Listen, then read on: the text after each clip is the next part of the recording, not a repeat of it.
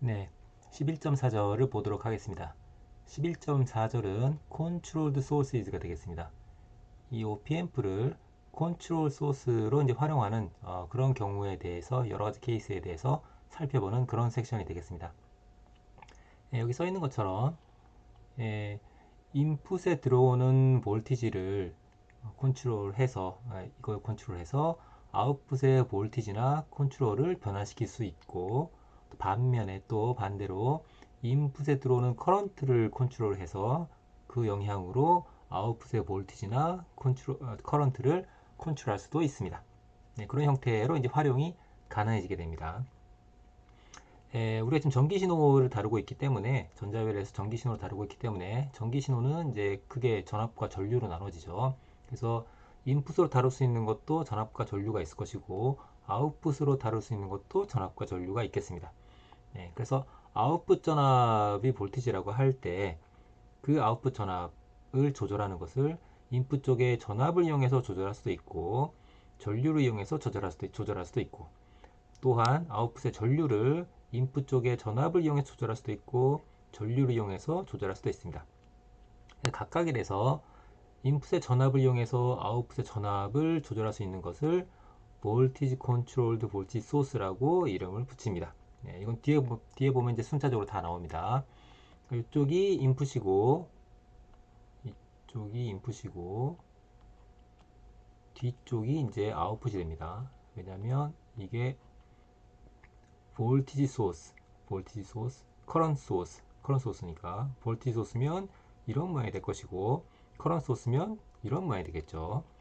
그래서 이 전압을 조절을 하는데 어딘가 회로에 있는 다른 전압 V1이라고 한다면 그 V1과 관계돼서 어떤 상수가 곱해져서 이 전체 전압 값이 바뀌게 되는 경우 그걸 이제 볼티지 컨트롤 볼티지 소스라고 하죠.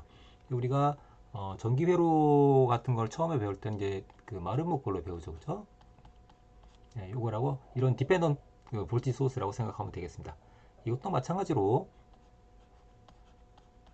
이런 형태를 말하는 거라고 여러분들이 생각을 하면 되겠습니다.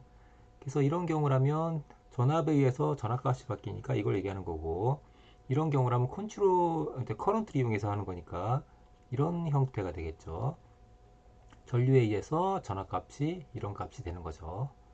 유사하게 이런 경우라면 첫 번째 이런 경우는 볼티지를 이용해서 커런트 값이 바뀌니까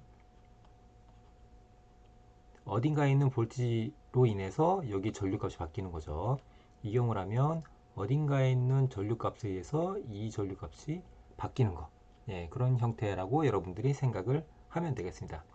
이 마지막 것은 여러분들이 BJT를 할 때 굉장히 많이 봤죠. 그죠? 메타의 IB 뭐 이런 거 많이 했었을 겁니다. 이런 거라고 여러분들이 이제 생각을 하면 되겠습니다. 이게 이제 볼티 소스라고 얘기하는 것은 이게 전화번호죠. 그렇죠? 따라서 여기에 이게 정말 전화번호이려면 여기에 어떤 RL이 연결되더라도 전압값이 일정해야 되겠죠. 유사하게 이런 경우라도 커런 소스도 여기에 어떤 RL이 연결된다 할지라도 여기에 흐르는 전류가 항상 일정해야 할 겁니다. 그래서 만약에 RL을 연결하는 경우라면 체크한다면 이 전압원 같은 경우에는 병렬로 연결해야 될 것이고 전류원 같은 경우에는 직렬로 연결해야지 체크가 가능하게 되겠죠. 그리고 뒤에서 또 뭐 좀 언급할지 모르겠지만 어떤 경우에는 이 커런트 소스를 이렇게 안 쓰고 커런트라고 해서 I를 해서 VCIS, CCIS 혹은 뭐 ICIS 이런 식으로 I를 쓰는 경우도 있습니다. 그런 거는 이제 교재에 따라 저자에 따라 다르니까 유의를 해주면 좋을 것 같습니다. 일반적으로 이렇게 많이 씁니다. 네, 첫 번째로 나오는 것이 볼티지 컨트롤 볼티 소스입니다. 전압을 이용해서 전압을 바꾸는 그런 케이스가 되겠죠. 사실은 이 경우는 여러분들이 이미 옛날 옛적부터 뭐 중학교 때부터라고 생각할 수 있을까요? 많이 봤던 겁니다. 예를 들어서 여기에 이제 V1이 있고 저항 두 개가 있다고 합시다. R1, R2가 있고 여기가 V5다.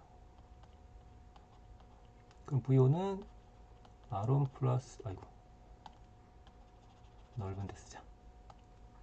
그러면 V5는 R1 플러스 R2분의 R2의 V1이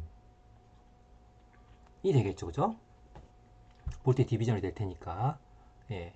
그러면 뭐가 됩니까? 이게 V5가 V1과 어떤 관계가 있는 거죠. 그 비례 계수가 요만큼이 되는 거죠. 네, 그런 건 알고 있습니다.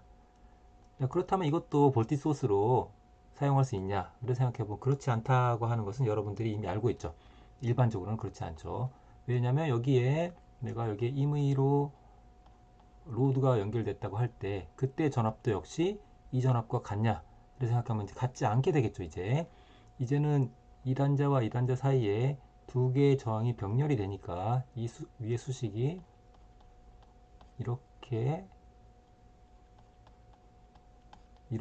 이제 바뀌게 되겠죠. 그렇죠? 그래서 이게 있을 때하고 없을 때하고 달라지게 되니까 그러니까 같지 않다라는 것을 알 수가 있겠습니다. 자, 그렇다면 OPMP를 활용해서 로드 이펙트가 없게끔, 그러니까 로드 RL이 연결되거나 안 되거나 영향이 없게끔 이렇게 말이죠. 그렇게 할 수 없을까라고 생각하는 거죠. 자, 근데 사실은 이것을 여러분들이 이미 앞에서 다 배웠습니다. 아이고. 우리가 배웠던 이 인버팅 앰프나 non 인버팅 앰프를 생각해 봅시다. 우리가 인버팅 앰프를 지금 현재 이게 없다고 생각해 봅시다. 이것도 없다고 생각해 봅시다. 이게 없으면 인버팅 앰프를 구할 때 우리가 이런 관계식을 쉽게 알 수가 있습니다. 그쵸? op 앰프는 이상적일 때 여기가 끊어져 있고 여기는 전압이 이어져 있고, 그쵸? 그러니까 여기가 0V가 되고 끊어져 있으니까 전류가 똑같이 쭉 흐르게 되고, 그러면 여러분들이 여기 전압값을 쉽게 구할 수가 있었죠. 여기 전류 구한 다음에 전류 곱해서 해도 되고 여기다 KCL을 적용해도 되고 아무거나 여러분들 편한 대로 활용하면 되겠습니다. 그런데 이 VO를 구하는 과정에 RL은 영향을 주지 않았죠. RL이 있건 없건 여기 전압을 구하는 데는 아무 영향이 없었습니다. 따라서 요만큼의 회로는 뭐랑 같냐면 어떻게 됩니까? 이렇게 된 회로랑 같은 거죠. 이 전압값이 얼마다? 이 값이 되는 거죠. 네, 이런 것과 같다는 거죠. 그래서 여기에 RL이 연결되건 안 되건 여기 전압은 항상 일정하다라는 것을 알 수가 있습니다. 네, 그래서 제가 그 전에 이거에 대해서 모델링해서 인풋 임피던스하고 아웃풋 임피던스에서 해석한 적이 있었죠.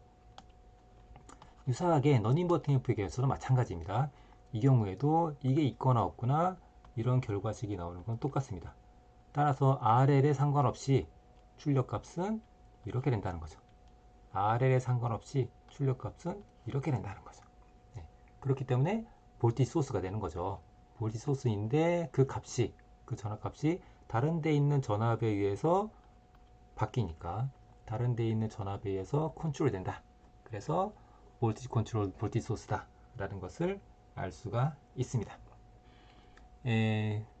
그리고 여기 RL이라고 제가 이제 저항으로 썼는데 꼭 저항일 필요는 없고 뭐 아무거나 됩니다. 아무거나 RLC 뭐 아무거나 되고 뭐 하다못해 뭐 예를 들어서 여기를